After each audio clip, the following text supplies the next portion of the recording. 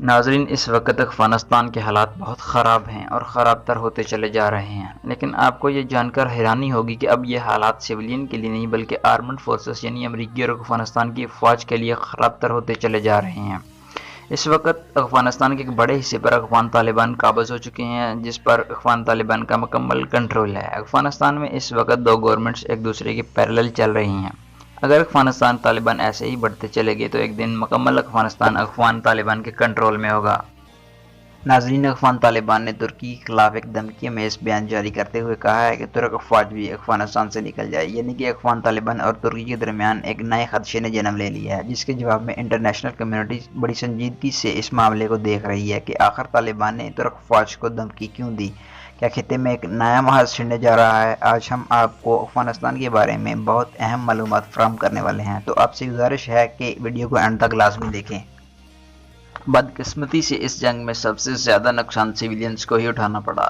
اس جنگ کے دوران لاتعداد لوگ زخمی اور معذور ہوئے۔ بہت سارے ممالک جو اس وقت پاور میں تھے امریکہ کو جنگ سے روکتے رہے، لیکن امریکہ دولت کے نشے میں چور مست ہاتھی کی طرح افغانستان پر ٹوٹ پڑا۔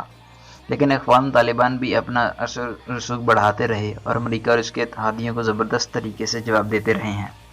امریکہ نے جب افغانستان پر حملہ کیا تو اس وقت افغانستان پر افغان طالبان کی حکومت تھی، لیکن امریکہ نے طالبان کی حکومت توڑ کر اپنی کٹ پتلی سرکار کام کر لی۔ لیکن اب جنگ ایسا موڑ اختیار کر گئی ہے کہ امریکہ نے اپنی رسوائی کو دیکھتے ہوئے ایک بار پھر افغانستان سے نکلنے کا فیصلہ کر لیا ہے۔ وہ اس سال 11 ستمبر تک امریکہ مکمل طور پر افغانستان سے نکل جانے کا ارادہ رکھتا ہے، تاہم امریکہ نے جاتے جاتے پھر ثابت کر دیا کہ وہ ایک مکار دشمن ہے۔ امریکہ نے نیٹو اتحادی افواج میں ترک فوج کو چنا، جس کے خلاف ایک سازش رچی گئی۔ ترک فوج نے براہ راست جنگ میں حصہ تو نہیں لیا، تاہم ترک فوج کو افغانستان کے انٹرنیشنل ایئرپورٹس کی حفاظت کی ذمہ داری سونپی گئی تھی۔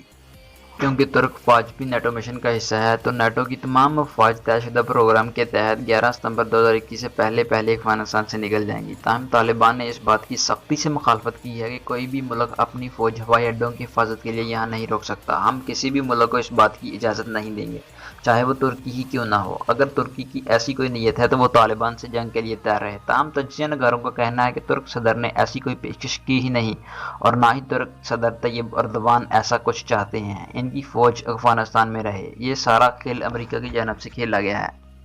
اس عمل کے تحت افغان طالبان اور ترکی کو جنگ میں دھکیلنے کی ایک نئی سازش کی جا رہی ہے، کیونکہ ترک فوج بھی امریکی فوج کے ساتھ نیٹو مشن کا حصہ بن کر افغانستان میں رہی ہے۔ اسی لیے افغان طالبان کا کہنا ہے کہ اگر ترک فوج افغانستان میں رکنا چاہتی ہے تو افغانستان کے طالبان ان کے ساتھ بھی وہی سلوک کریں گے جو امریکہ کی فوج کے ساتھ کیا گیا۔